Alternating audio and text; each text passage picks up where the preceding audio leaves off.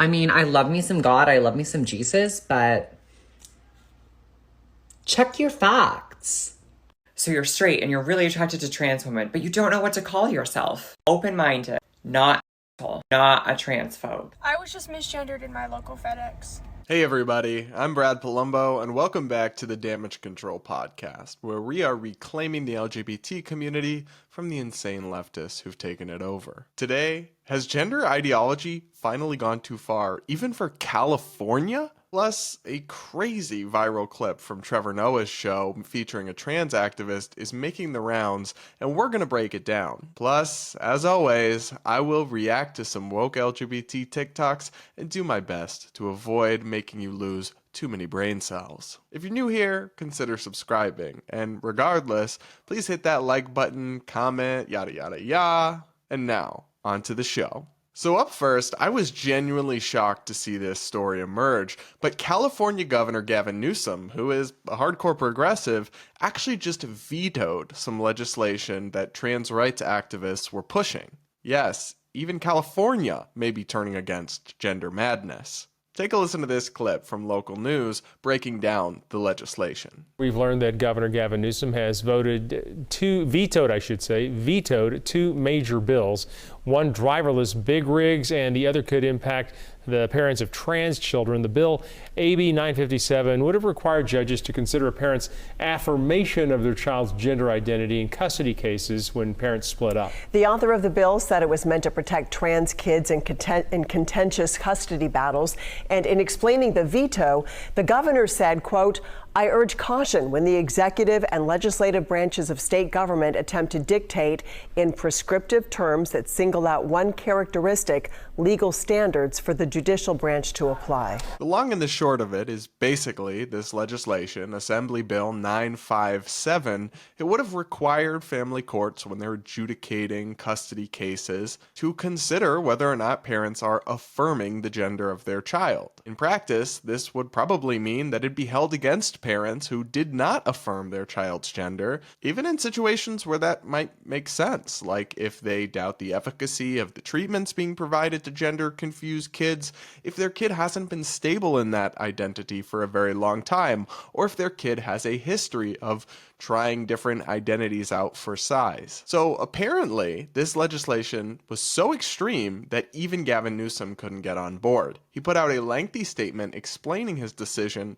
Let's look at that. He says, "To the members of the California State Assembly, I am returning Assembly Bill 957 without my signature." That means he's basically vetoing it. And they could actually override that veto if they had a supermajority vote, but he's not putting his name on it. Newsom says this legislation would require a court, when determining the best interest of a child in a child custody or visitation proceeding, to consider, among other comprehensive factors, a parent's affirmation of the child's gender identity or gender expression. I appreciate the passion and values that led the author to introduce this bill. I share a deep commitment to advancing the rights of transgender Californians, an effort that has guided my decisions through many decades in public office. That said, I urge caution when the executive and legislative branches of a state government attempt to dictate, in prescriptive terms that single out one characteristic, legal standards for the judicial branch to apply. Other-minded elected officials in California and other states could very well use this strategy to diminish the civil rights of vulnerable communities. Moreover, a court under existing law is required to consider a child's health, safety, and welfare when determining the best interests of a child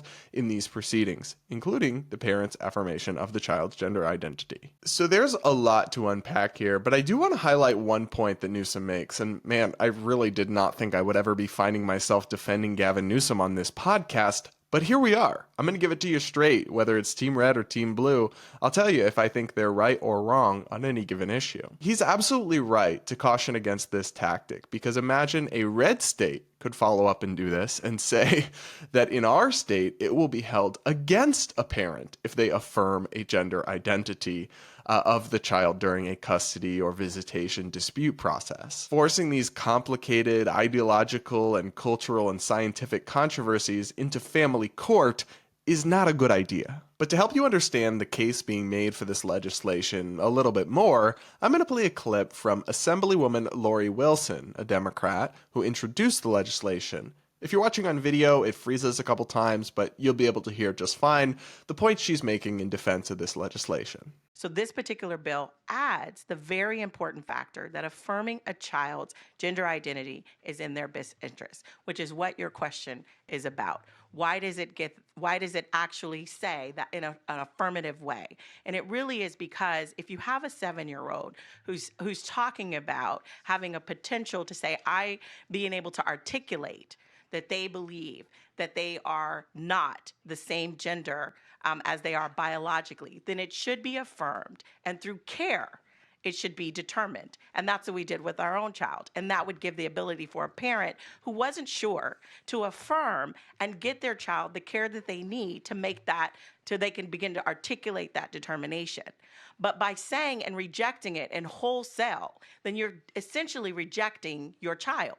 And that is not in the best interests of a child. We should be affirming our children in every possible way and getting them whatever appropriate care they need, whether it's based on their gender, whether it's based on how their studies are in school. It doesn't matter. Our children should be affirmed. And this is saying that you have to include gender affirmation as a part of that. So there's a lot to unpack here. But for one, it's just not true to say that by rejecting your child's gender identity or even just not affirming it, like maybe having questions, being skeptical, you're therefore rejecting your child entirely. That's not true. Lots of parents who love their kids and truly have their kids' best interest in mind might have concerns or questions about these newfangled identities, and whatever they say might not want to just instantly affirm it. That doesn't make them bad parents. In fact, I would say some degree of skepticism of these things is actually probably part of being a good parent, but regardless, it shouldn't endanger their custody or visitation rights. And it's insane that this assemblywoman thinks we should always affirm kids. I worked with kids for many years. I actually worked at the YMCA and daycare and lifeguarding and camp counseling. And I had kids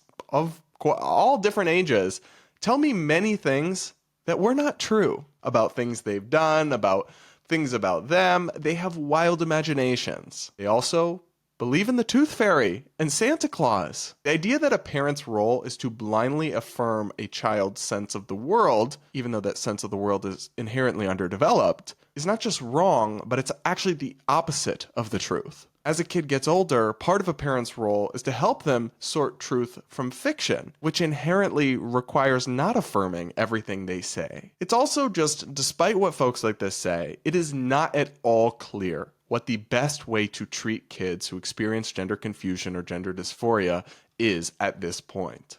Many other countries are walking back the affirmative care model of immediately affirming an identity, of putting a kid on puberty blockers, of giving them cross-sex hormones, of having them never go through their birth sex puberty. A lot of other countries are rolling that back. They're hitting pause. And the evidence that's touted to support it is often studies that have big methodological issues or apply to adults that were studied or apply to kids who had gender dysphoria their whole lives from an extremely young age and then transitioned, and that's now being applied to draw conclusions about people who are suddenly experience gender confusion at age 12, even though that's a fundamentally different cohort, so the studies really don't apply. There are not good data and studies on the effectiveness of many of these medical transitions, and we don't know, we don't have all the answers that it's just absolutely 100% what's best for a kid. And I do want to be clear that courts already can, in California and elsewhere, consider the well-being and safety of the child. So if you have a case where a parent is truly a hateful bigot and their child is saying they identify as trans or something, and that parent is abusing the child because of that sense of self-identity, that's already something that can be used against them in court and should be if they are, verbally or physically or in any way abusing or mistreating their child because of their gender identity or because of anything else.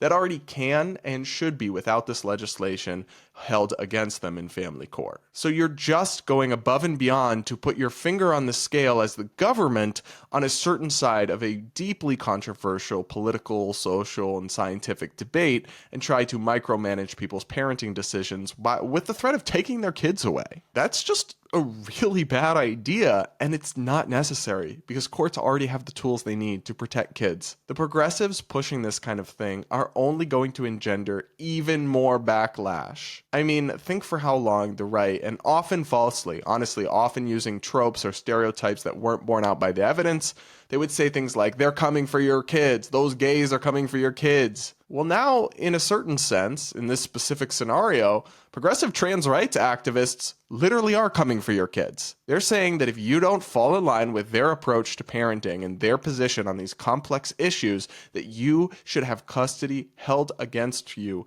by the state. That is quite something. That is a radical attack on one of the things that people hold most dear in their life, their kids. The backlash that this kind of overreach will obviously cause is crystal clear. So if you actually want what's best for the transgender community or the LGBT community at large, you should not support this kind of insane overreach because it's only going to lead most of society to further turn against this community and this movement. And if that happens, it won't be the bigots to blame. It will be the woke activists who refuse to stop helping. I don't know about you guys, but I don't want the government or big corporations creeping on my browsing history or my search history. I also want to access content from around the world and not be throttled based on my location. That's why I use Atlas VPN. You can join me and protect your privacy and get many other benefits by going and using the link in the description below to sign up for Atlas VPN Premium. Summer deal, available for a limited time, is the ridiculously low price of just $1.83 a month with 3 months extra thrown in and a 30-day money-back guarantee. This is the best VPN deal on the market. It not only protects your privacy, but also helps stop ads and malware and notifies you when someone's trying to steal your data. It also protects an unlimited number of devices and can help you get the best deals on your subscriptions. If you want to help support me and the work I'm doing here on damage control, go to the link in the description below and sign up for Atlas VPN. You'll be glad you did. All right, up next, I want to discuss this clip that's going viral again, but it's actually from July of 2022. It's a clip from Trevor Noah's show where he interviewed a transgender woman athlete named Veronica Ivy. Here's some background on Ivy from Colin Wright's publication, Reality's Last Stand. On July 1st, Canadian male athlete and trans rights activist Veronica Ivy, formerly Rachel McKinnon, sat down with Trevor Noah on The Daily Show to discuss the debate surrounding the inclusion of trans women in female sports.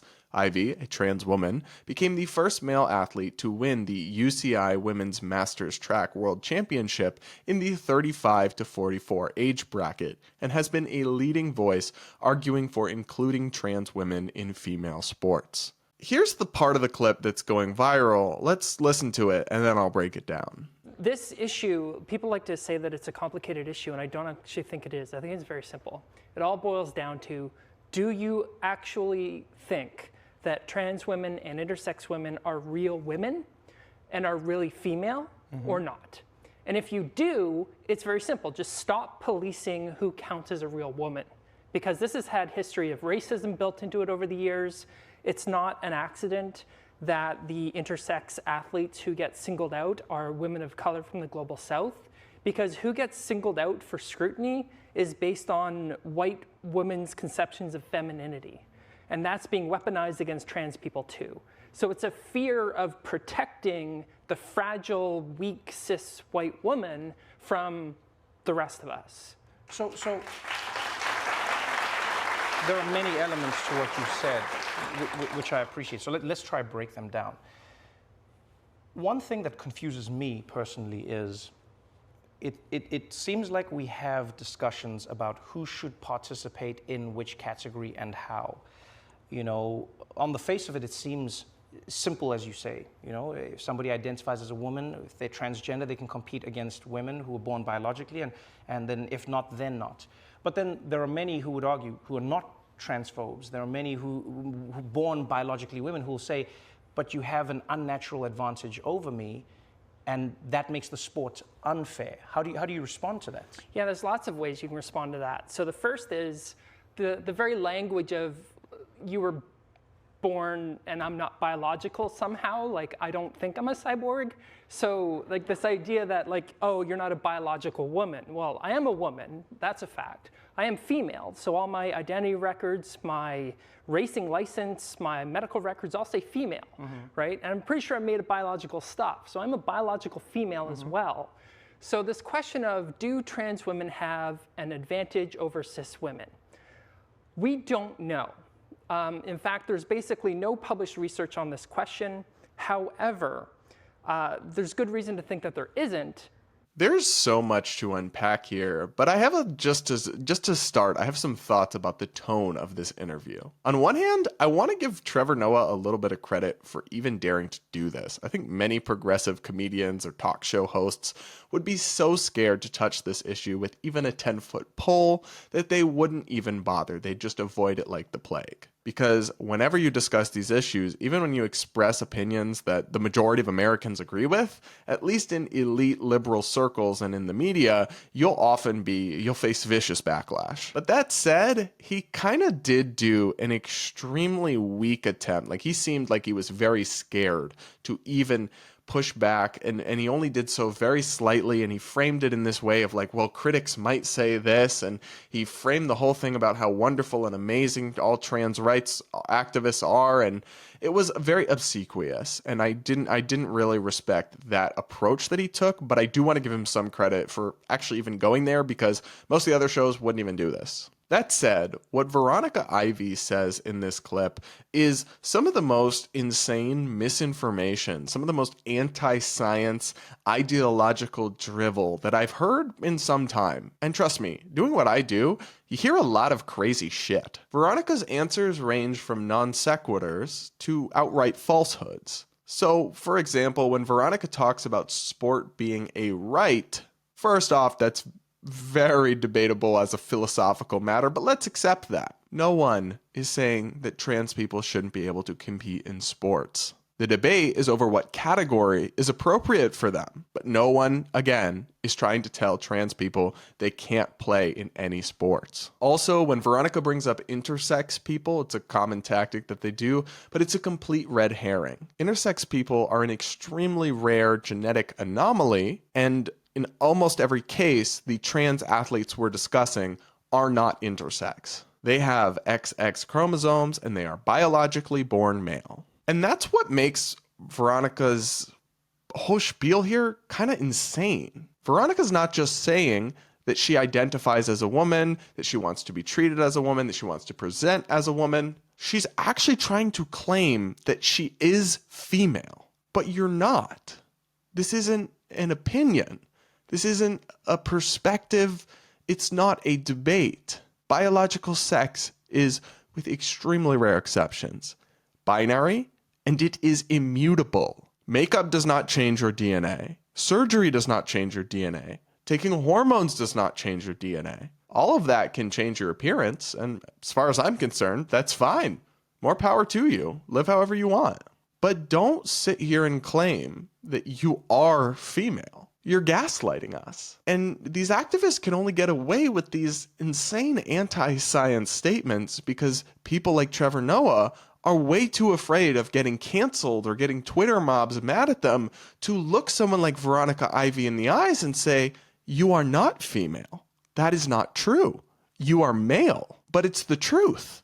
And it's insane that people in media are going to actually sit there in these interviews with these kinds of extreme activists and nod along to stuff that's not true. In the same way, the idea that we don't know, we don't have good data on whether trans women athletes still have an advantage compared to biological females is absurd. We absolutely do know from both common sense and extensive data. Everyone knows that trans women who actually did go through puberty as a biological male do have lifelong advantages in sports. Height, bone density, wingspan, so many things are just different. And they don't go away, although, of course, some degree of strength and other things does change when you take hormones. Not all of it does go away. This has been extensively studied, and I, again, am going to draw from Reality's Last Stand here by Colin Wright. He goes through 2 comprehensive studies that look at the differences that remain. The review in Sports Medicine is the most viewed paper in the history of the journal, and it concludes that, quote, current evidence shows the biological advantage, most notably in terms of muscle mass and strength, conferred by male puberty and thus enjoyed by most transgender women, is only minimally reduced when testosterone is suppressed, as per current sporting guidelines for trans athletes. Another review in the British Journal of Sports Medicine, whose lead author happens to be a trans woman, concludes that values for strength, LBM, lean body mass, and muscle area in trans women remain above those of cisgender women, even after 36 months of hormone therapy, and that, quote, these findings suggest that strength may well be preserved in trans women during the first 36 months of hormone therapy. This is exactly what common sense would tell you to expect, and it's exactly what data and real-life examples show. Obviously, there's an advantage that remains. That's not transphobic, it's just acknowledging reality, which is increasingly something progressive media outlets and hosts like Trevor Noah seem unwilling to do. But they're not actually helping the cause, because when you present people with this kind of extreme and obviously untrue ideological information and messaging, they are going to be repulsed by it. They're going to be pushed away from it. And it's only going to lead to more backlash and questioning for transgender people who actually do just want to live their life in peace and who I do fully support. Especially when, like this Veronica Ivy does elsewhere in this interview, you then claim that people who are disagreeing or have questions are just bigots or even racist. She actually tries to bring in race to it. All of this is not good. It's not rooted in truth, and it's doing far more harm than good. We can respect the rights of adults to live however they please in a free society without infringing on basic fairness in sports for women or denying scientific reality. All right, guys, now it's time for everybody's favorite part of the show, where I react to unhinged TikToks from the alphabet people. Up first, trans activism takes on the Bible? But did you know that Eve, the very first woman, as per the Bible, was made of Adam's rib bone? And because of this, Eve, if we're going to take it as literally as y'all like to, Eve would have had male DNA. So quite literally, if you were to have taken her DNA and looked at her chromosomes, which is another point randomly you guys like to make. It's like you believe in Adam and Eve, yet at the same time you like to quote science when you're attacking us. But anyways, if you were to look at the chromosomes of Eve, she would have Adam's chromosomes. So which is it?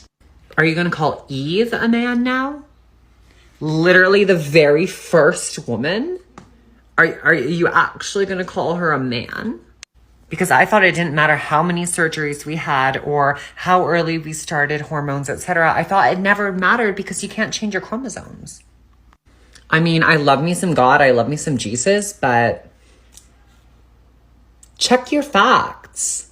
Oh my gosh. Babe, put down the crack pipe.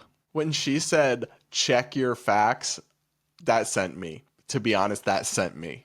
My friend, you are the one that needs to check your facts. I'm not much of a biblical scholar, but I do know enough to know that Adam and Eve in the Bible had children. So even following this absurd hypothetical and example and weird, I don't know, intellectual game this person is playing, it is impossible that Eve was a trans woman because trans women cannot create eggs or give life to another human being. That is a thing reserved to biological females. So this whole narrative is just dumb and obviously wrong. Also, a God powerful enough to transform a rib into a woman is also powerful enough to change the DNA or the chromosomes or whatever. I really hate this whole thing because it feels like activists like this are just trying to troll and insult Christians. You're trying to infringe on their beliefs and rewrite their religion rather than ask to be left alone and ask them to respect your freedom and your rights. You're actively thumbing your nose at them and basically trying to rub dirt in their wounds and make it worse. And guess what? That is going to cause a backlash. That is going to cause them to view you as the enemy. Whereas if you just were trying to go about your life in peace and let them believe what they believe and you believe what you believe, but be free to do you, some of them would still, be hateful. Some of them would. But many more would be fine with that and would just privately disagree with you. But that's not okay with people like this. They have to come troll, harass, and denigrate those folks in the name of tolerance and inclusion. But all they're actually doing is undermining tolerance and inclusion for their own community. All right, this next one is a TikTok from Rose Montoya, who I believe is actually the transgender activist who flashed their bare chest at the White House and was then banned by President Biden from the grounds. Well, Rose is now here to tell us that if you are attracted to Rose, you are straight. And if you aren't attracted to Rose, you are an asshole. So you're straight and you're really attracted to trans women, but you don't know what to call yourself. Open-minded, not an asshole, not a transphobe, a decent human being, a heterosexual. Trans women are women. So to say otherwise or to try to come up with a new label for your sexuality for being attracted to us would be othering and assuming that we are not real women when we are. So this is more gaslighting, and also it gets into the territory where I start to feel personally attacked as a gay man. Newsflash, Cupcake, sexual attraction is about biological sex, not gender identity. Gay people exist because we are attracted to people of the same sex. It's not a choice, and our sexual attraction to other men, for example, or other males, doesn't make us sexist against women. In the same way, it doesn't make a straight man a bad person or an asshole to not be attracted to someone with male genitalia. Trans women identify as women, they present as women, but ultimately they are biologically male. Many still have male body parts. So to be attracted to that is not just straight, and people can't control what they're attracted to, so it's really dumb and really harmful and actually counterproductive because it undercuts the message that got us gay people acceptance, which is you're born this way, you can't control it, you can't change it. Well, you're actually undercutting that message when you say that the people are bad people because of who they are or aren't attracted to, when that's literally not the choice. It's not a choice. So are you saying it is a choice? Because then you're undercutting gays. But if you agree it's not a choice, then you're attacking these people for something they can't control and saying it makes them a bad person, which is totally illogical. And more fundamentally, why are people like this, and this person is not the only one, why are they trying to police people's attraction in the first place? The trans people I know, they don't have any problem getting dates. There are plenty of people who are interested in them, and that's wonderful. They don't feel the need to shame others into finding them sexy. That's strange behavior. I'll leave it at that. That's strange behavior. I will say, though, some people like conservatives or red pill types will always say, it's gay to date a trans woman or to be attracted to a trans woman. And that also doesn't make a lot of sense in that it's kind of complicated. I think it's somewhere on the bisexual spectrum, somewhere in between. And you know what? That's wonderful. Do whatever you want. All consenting adults involved. I don't care. I think go knock yourself out. But it's not exactly gay in the sense that most gay men, myself included, aren't going to be attracted to a trans woman because they present so feminine, or they've even had, in many cases, surgeries to have, body parts that represent a female body. That's not what we're attracted to as gay men. So to conflate that with gayness, I mean, it might be literally technically true in that they are males who are attracted to another male, but it's not really what people mean when they talk about being gay either. It's bi, it's somewhere in between, it's whatever. And that's fine. This is such a robust internet discourse, about gay. It's transphobic to not be attracted to trans women, or on the opposite side, people saying it's gay to like a trans woman. Who cares? Just why are we so worried about this? And I know I'm being a hypocrite because I'm covering it and talking about it, but people are talking about it, so I'm just joining in. And I just feel like we all need to just not police other people's attractions to adults. Just let them be and find more important things in our society to have fight a culture war over. All right, up next, this woke lesbian is triggered because she got misgendered in a FedEx. But there's a twist. I was just misgendered in my local FedEx. Yep. The woman behind the counter asked her coworker, "Did you help that guy yet?" And after further observation, she goes, "Or lady." See, immediately, my thoughts were, cancel this woman. Ruin her entire life. Because she called me what I look like. Just kidding. That's what y'all would do.